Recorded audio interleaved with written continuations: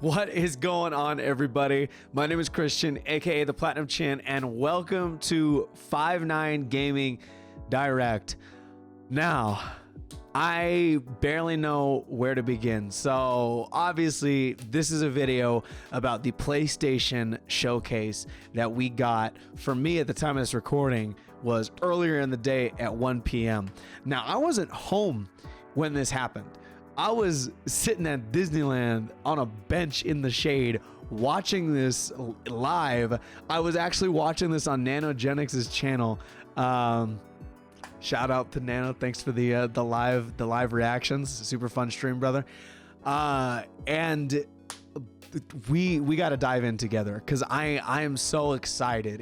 There's no way to hide it. Like I'm beyond pumped. I'm so ready. So I want to share with you guys who maybe didn't get a chance to see it or did get to see it and just want to get a good refresher of what's to come for PlayStation in the coming years. Yes, years. Some of these games are not coming this year. Some of these games are not coming next year.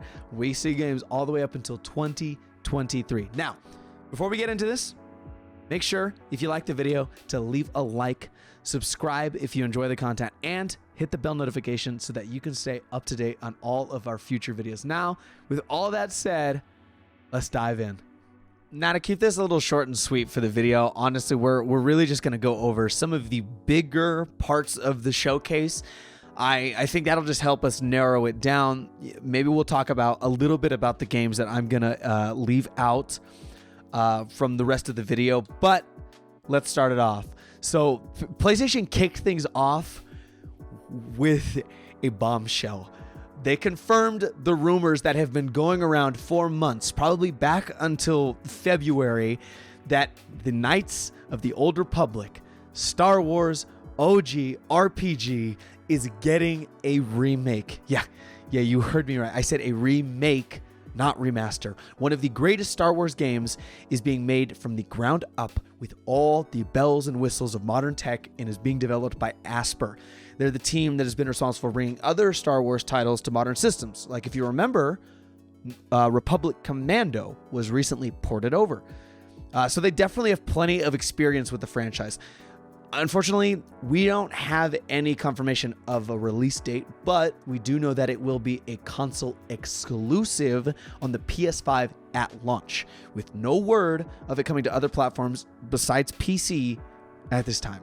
Afterwards, we got a new look at Project Eve, which was originally announced way back in 2019, but to be honest, I feel like it was worth the wait. I mean, the game looked spectacular, from the enemy designs to the combat, the world, and the main character's design. I think the green jumpsuit is dope, and it definitely has nothing to do with how well it complements her eyes. Yeah, her eyes. Jokes aside, though, I wouldn't sleep on Project Eve. It looks like a mashup of Devil May Cry, Bayonetta, and Nier Automata all mashed into one crazy ride. The developer ShiftUp also said that they weren't ready to reveal a release date yet, sadly, so we'll have to wait a little longer for this one. But hey, as long as it comes out finished, that is all that matters. The next big showing was from Square Enix with Forspoken.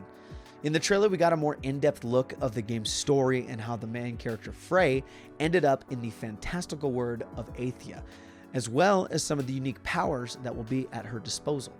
The game features actors like Ella Balinska, who is the main character, and on the PlayStation blog post about the title, it was revealed that there are a lot of different people working on Forspoken from other notable projects. They have Gary Whitta from Star Wars Rogue One and Amy Hennig from the Uncharted series. For music, tracks will be done by Bear McCreary, who worked on God of War and The Walking Dead, as well as Gary Shyman, who did work for BioShock.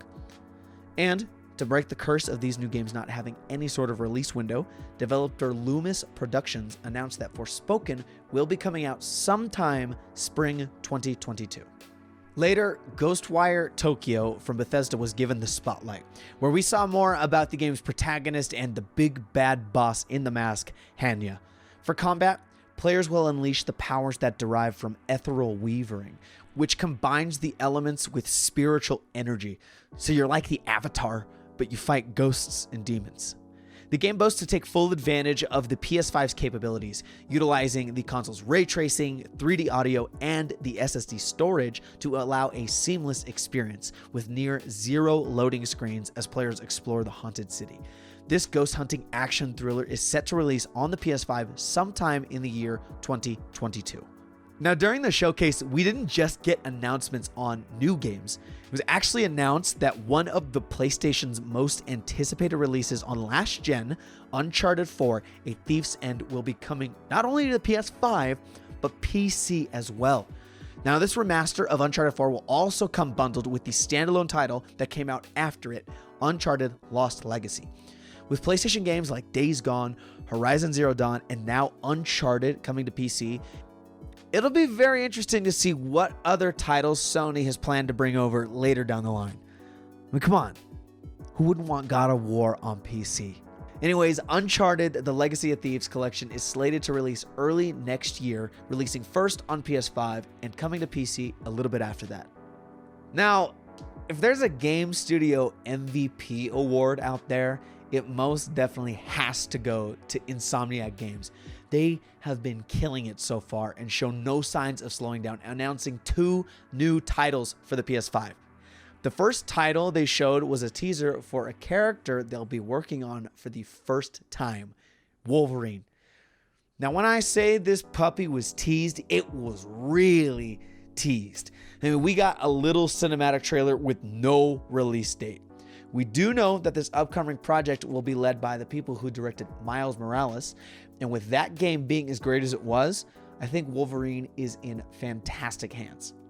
Sony was nice enough to give us a little breather by showing us some beautiful gameplay of Gran Turismo 7, but then Insomniac came back with a right hook of an announcement.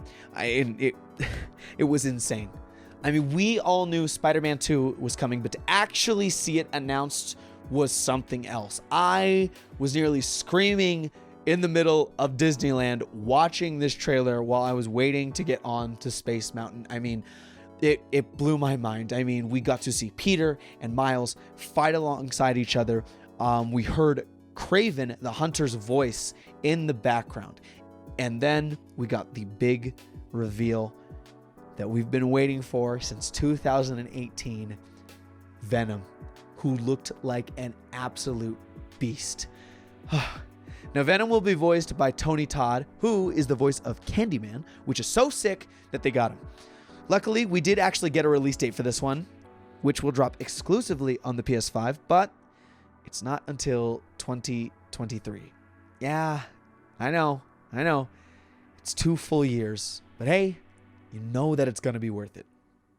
And lastly, I don't even know how to bring this one up without sounding like a madman, because I'm so excited that we got our first look at Santa Monica Studios' God of War Ragnarok. Now, we got to see that this game will take place a couple of years after the events of the first game, with our boy Arkhice looking and sounding a little older this time around. And from the trailer, we also got to see a couple of the antagonists, who will be Thor, who is, funnily enough, a little thicker than his Marvel counterpart, and you guessed it, the Valkyrie Queen herself, Freya, who still happens to be a little more than mad about the events that transpired at the end of the first game. Now, for combat, players will once again be able to wield Kratos' legendary weapons, with Atreus getting a new runic summon, but there will definitely be more in store.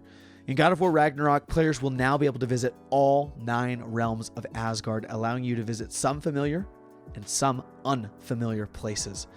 It was also confirmed that Ragnarok will be the epic conclusion to Kratos' story in Norse mythology.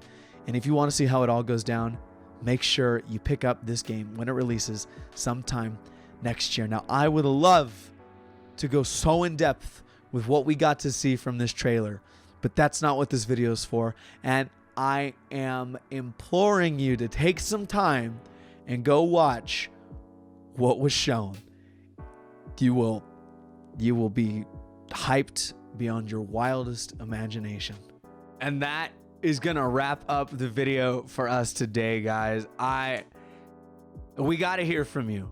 What was your favorite reveal from today's showcase. I mean, this had to be the best event of the year for gaming, hands down, hands down. I don't think there was any event that stood up to what we got to see today. My personal favorite, I gotta say, God of War freaking Ragnarok. I'm so pumped. Let us know. I gotta know. You know what I like. I want to hear from you guys. My name's Christian, aka the PlatinumChin, here at 5-9 Gaming Direct, and we hope to see you guys next time. Take it easy.